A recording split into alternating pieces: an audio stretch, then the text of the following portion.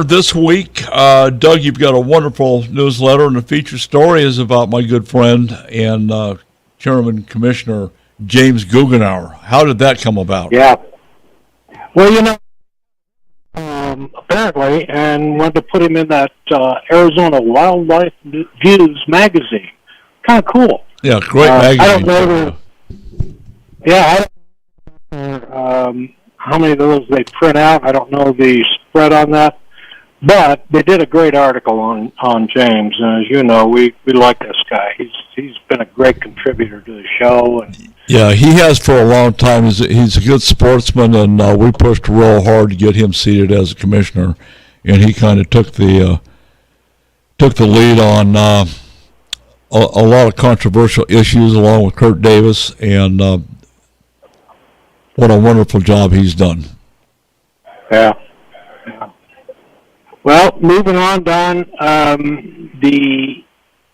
up in Oregon, just a comment about this, there's another project going on to restore some of the fish ladders around some of the dams, especially out on the West Coast. They're doing a lot of that. So this is just another one of those incidents of they're waking up and making changes. So that's good news.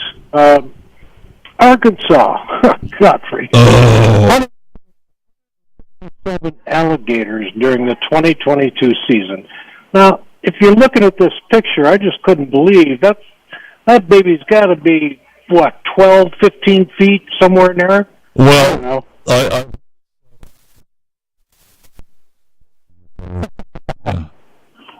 yeah, dude. Yeah.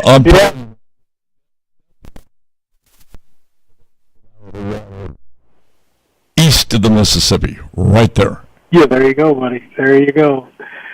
Hey, in Maine, the moose season began on September 26th. Now, what's interesting, and I don't know what it's like in any other state yet, but in Maine, there are over 4,000 permits that were issued. I mean, I can't imagine 4,000 people out in the woods in Maine hunting for moose. It's got to be a little crowded, I would think. Yeah, that's...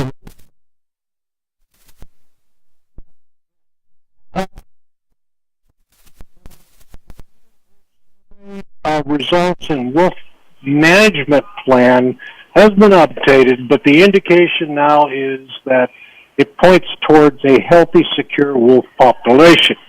Wolves are here to stay, so just bite the bullet there, I guess. Working on down, there's several things I'd like to put in my newsletter about the how-tos, using your scanner, the how-tos of scanning, or fishing. This one happens to be about a chatterbait, using chatterbaits in the fall.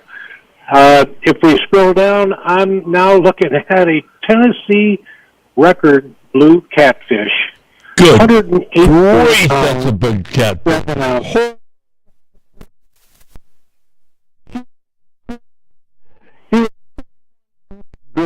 54 inches long. I don't know. I didn't read anything about how long it took him to get in. I think it was like 40 minutes, somewhere in that neighborhood. 118 pounds? Good grief. Yeah.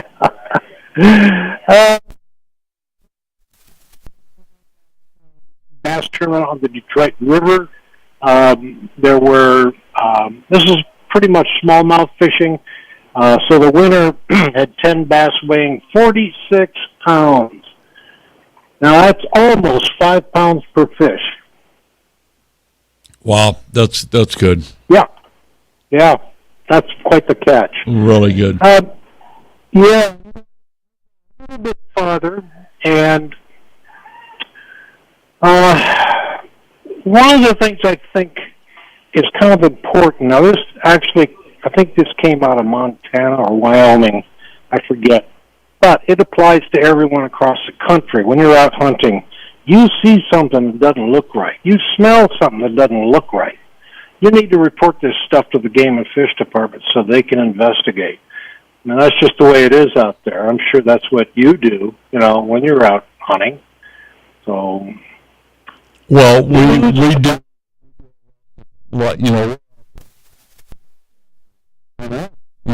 see something, say something. This is the first time I've heard if you smell something, go find it. Well, you never know, Don. Well, you don't know, especially in these weird times that we have with especially being here in the Southwest with open borders. You don't know what you just smelled. You have no idea. That's right. Yeah. That's right.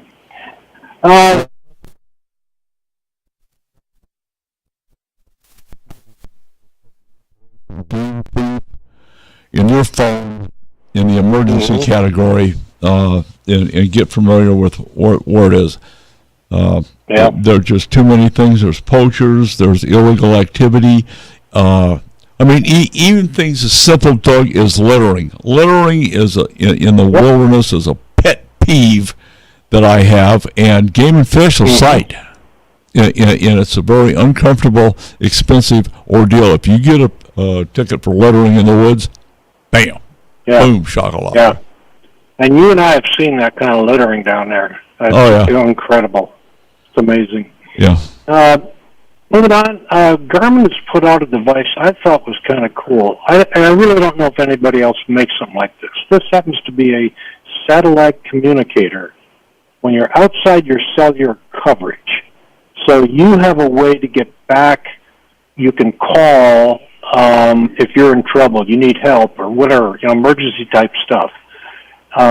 This little device is great, and I think it retails for about $300. Yeah. So, it's communicating. Your phone is communicating with this device, which is communicating with satellites. So, it is. Pennsylvania, there's a statewide ban on urine-based deer attractant. But this is a proposed ban, and it failed. The Board of Commissioners for Pennsylvania were split on the decision, so nothing happened. And find out what's going on there. Do you happen to know behind this? Is it I do not. Is it tied to CWD? Because that's one of the ways that CWD is transmitted to other critters is through body fluids and the article mentions there is evidence commercially produced urine-based deer attractants might contain CWD. So you're right, they did mention it. Huh. So okay, that begs a question for us here. Okay, what else? Yeah, well, some updates on Arizona small game waterfowl seasons to begin. The dates and what waterfowl or small game we're talking about is in the newsletter, but you can always go to their website to get that news. Here's the most incredible thing of the day. I saw this. I couldn't believe what I was looking at. This happens to be an 88-inch long rifle in a .308 chamber. Cool. This company, MDT, what they were doing is looking to see what kind of accuracy and improvements, blah, blah, blah, you might get by extending the barrel length. And in the process, they would shoot, range fire, follow, track, and then they'd cut off 6 inches off the end of that barrel and then do the same methodology on seeing the ballistics and how accurate it was, and et cetera. I don't have an answer for you in terms of what actual barrel length was the best, but I'm going to follow this website, see if I can't pick up on what they finally got out of that. Yeah. I'd like to know. Now, that barrel weighed 16.5 pounds. Oh, cool. Yeah, that's what we need. Yeah, you ain't going to carry that anywhere. Kind of cool.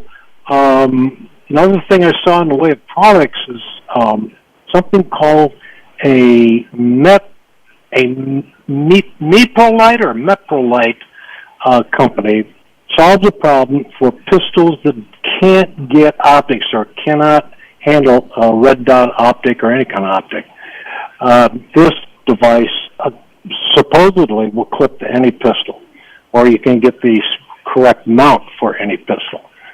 I bet there are guys out there that have pistols that they've never been able to put a red dot on it, but apparently this company has that ability.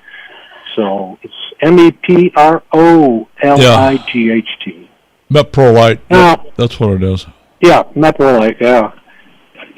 We got to say it one more time. We're back in California. The headline on this was, "The new Green Deal didn't crash California's grid." Now, this came from our favorite newsletter, the High Country News. And I can't help but put this out here to talk about how stupid this is. Yeah. This is, they're having problems over there with their power grids, no question about it. And I don't know where they're going to get power to charge up these electro vehicles or whatever you want to call them. It's a big problem. But my bigger beef is we're not the only ones polluting the air, if in fact that's what's going on. China and Russia and Vietnam. Well, China